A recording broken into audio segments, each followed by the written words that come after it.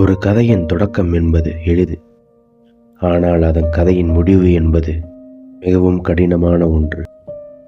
நிற்காமல் ஓடிக்கொண்டிருக்கும் கடிகாரம், அணையாத மெழுகுவர்த்தியின் வெளிச்சம், பேனாவின் தீண்டலுக்கு காத்திருக்கும் காகிதம், சுவற்றில் ஒட்டப்பட்டிருக்கும் கனவுகள் மத்தியில் இவனின் கதையும் அப்படித்தான். பல முடிவில்லா கதைகளில் இவனும் ஒரு கதை.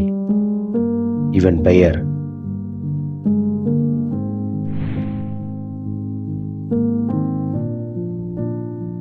அன்று அவன் தன் கதையின் முடிவை தேடி ஓடிக்கொண்டிருந்தான். அன்றுதான் கடைசி நாள் அவனுக்கு கொடுக்கப்பட்ட வாய்ப்பிற்கு. முடிவை தேடும் மன போராட்டங்களுக்கு மத்தியில் உனக்கு கொடுத்த அவகாசம் முடிந்துவிட்டது என்ற அந்த செய்தி அவனை மிகுந்த வேதனைக்கு கொண்டு சென்றது.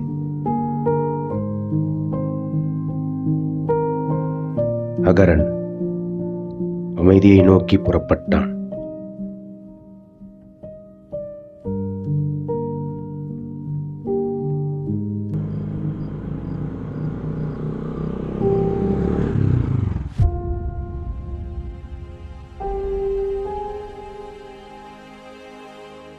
அதே இருண்டு அறை, அணையாத மெழுகுவர்த்தியின் வெளிச்சம், துவண்டு போகாத மன உறுதி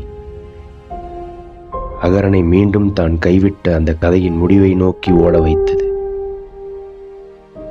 ஆனால் இந்த முறையும் பல யோசனைகள், பல மனப்போராட்டங்களுக்கு பின் அவனுக்கு கிடைத்தது என்னவோ தோல்வி மட்டும்தான்.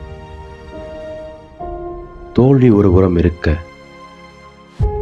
ஒரு வருடம் முன்பு முடிக்க முடியாமல் போன இந்த கதையை அகரன் ஏன் மீண்டும் தொடர வேண்டும்?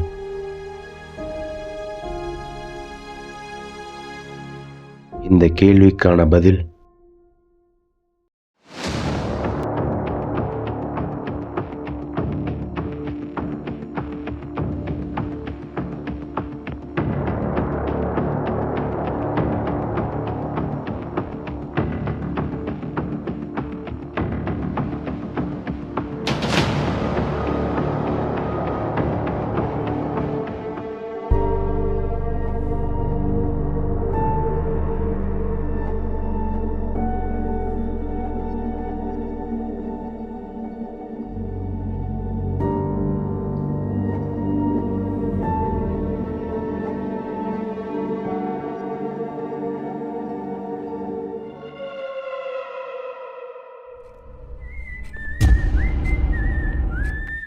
அன்று அந்த விபத்தில் அகரன் மட்டுமே இறந்து போனான்.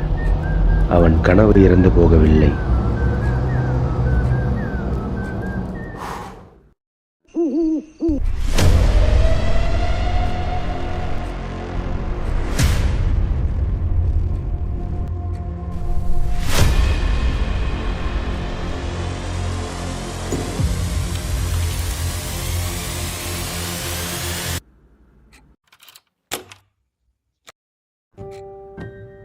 ஒரு வருடம் கழித்து அந்த கதையை அவன் வாழ்ந்த அறையில் எழுதியது அகரனின் ஆன்மாவா அல்லது கற்பனையா?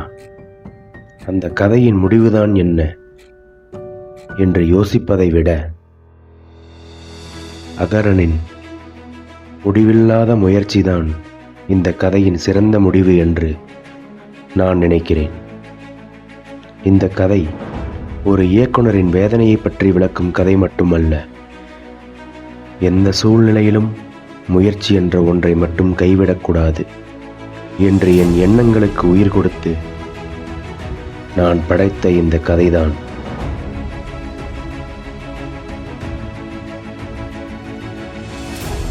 அகரன்.